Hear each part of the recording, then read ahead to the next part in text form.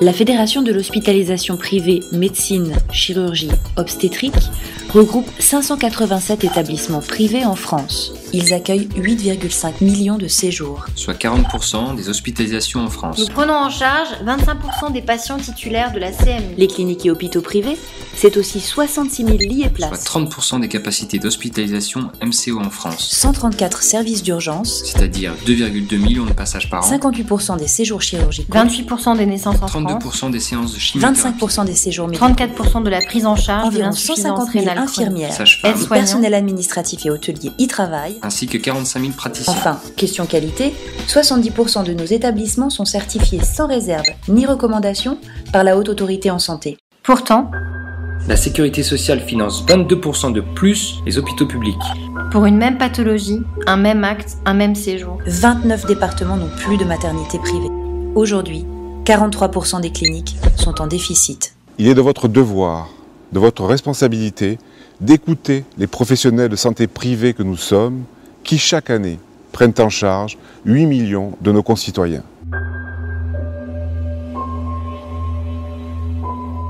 Nos politiques connaissent très bien l'hôpital public. Ils sont présidents souvent du conseil d'administration, donc ils connaissent les fonctionnements et ils méconnaissent, pour une grande partie d'entre eux, l'hospitalisation privée. Lorsque l'on explique à des élus, qu'ils soient de droite ou de gauche, que nous sommes un établissement de santé privé, ils sont persuadés, ils font l'amalgame entre la liberté des tarifs, le secteur 2, et ils tombent des nues, qu'ils soient de droite ou de gauche, lorsqu'on leur dit que les tarifs des établissements de santé privés sont fixés par le ministère. Les politiques découvrent que les hôpitaux privés réalisent les mêmes activités que les hôpitaux publics. Et quand on leur dit, ils ne le croient pas. Nous soignons plus de 50% des Français et ça, c'est ignoré aussi, même des élus locaux. Une clinique privée ou un hôpital privé, quelle que soit l'appellation qu'on lui donne, fonctionne sur les mêmes bases de facturation qu'un hôpital. Le taux de CMU aujourd'hui pris en charge dans les établissements de santé privés est extrêmement important. On a effectivement des missions de service public, on n'accueille des urgences. Dans mon établissement, on accueille des urgences avec une population autour en difficulté au niveau social, sur lequel on n'est pas rémunéré. On casse l'idée de fait que le privé n'est fait que pour les riches. Nous avons un service d'urgence, on prend toutes les CMU, donc ça c'est la solidarité. J'ai décidé de mobiliser pour ouvrir un établissement d'accueil des adolescents obèses qui n'existe pas dans notre région centre. Je n'attends aucune rentabilité de cette opération.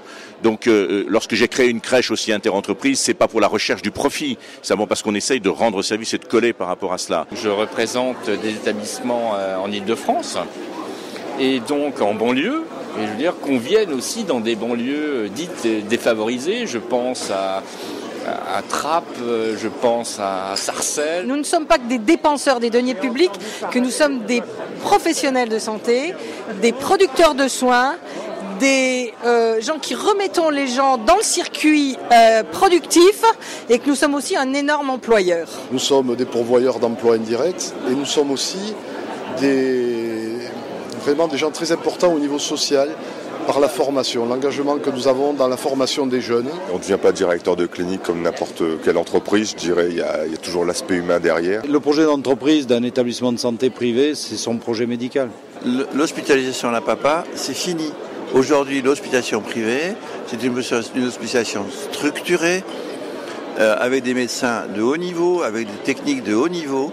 Je voudrais qu'au plus haut niveau de l'État, on prenne conscience de l'évolution de l'hospitalisation privée. L'hospitalisation privée, elle peut être exemplaire dans beaucoup de domaines, dans le développement durable, dans la gouvernance économique, comme on dit aujourd'hui, dans l'approche sociale de ses salariés. Nous représentons en MCO que 8 milliards des dépenses de santé, ce qui correspond aux subventions allouées aux hôpitaux publics. Donc essayons d'avoir un autre regard. C'est parce qu'on essaye d'être bien géré que l'on dégage des marges de manœuvre pour justement mettre à disposition d'une population des services qui sont innovants. Les politiques oublient souvent que le secteur privé paye des cotisations à l'assurance maladie bien plus importantes que les cotisations qui sont payées par le secteur public et que c'est donc aussi des rentrées d'argent pour l'assurance maladie. De combien d'infirmières aurons-nous besoin demain ? Quelle gouvernance pour la dépendance demain ? Pour nos établissements de moyen séjour, la question se pose fondamentalement. Quel budget pour les générations à venir ? On va dans le mur et on y va à vitesse grand V. Donc en tout état de cause, c'est d'arrêter de mentir et de faire en sorte qu'on se saisisse effectivement de façon très importante de situations de déficit public. parce qu'on ne peut rien construire dans une situation de déficit. Les cliniques, même si elles ont plus de chiffre d'affaires ou plus d'activité, ont une rentabilité qui est en train de fondre. Et on a investi sur des dizaines et des dizaines de millions d'euros. Est-ce que demain, on va devoir transformer nos établissements en d'autres structures?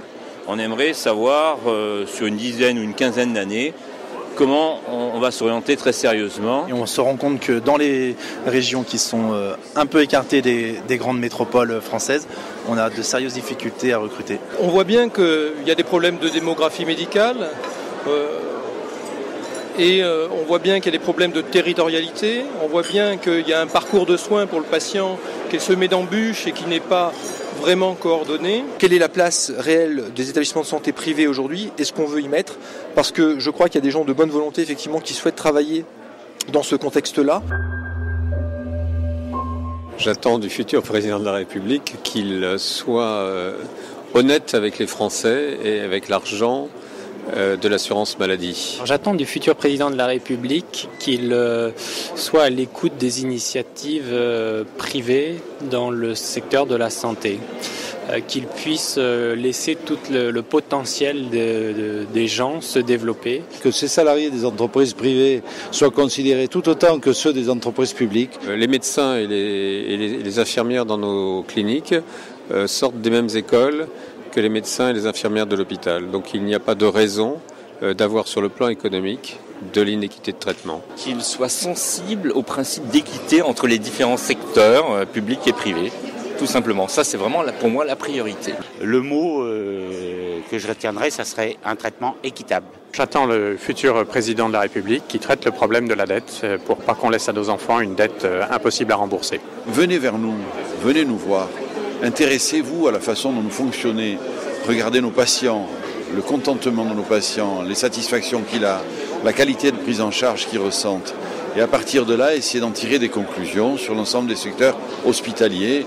Et je suis persuadé qu'avec ça, avec cette connaissance, notre reconnaissance changera complètement. Un écart tarifaire important subsiste entre un tarif hospitalier public et un tarif privé. Ce n'est plus acceptable à ce jour au regard des déficits des comptes sociaux et nous espérons que nos messages seront entendus afin que nous puissions faire valoir nos droits à l'équité et à la transparence.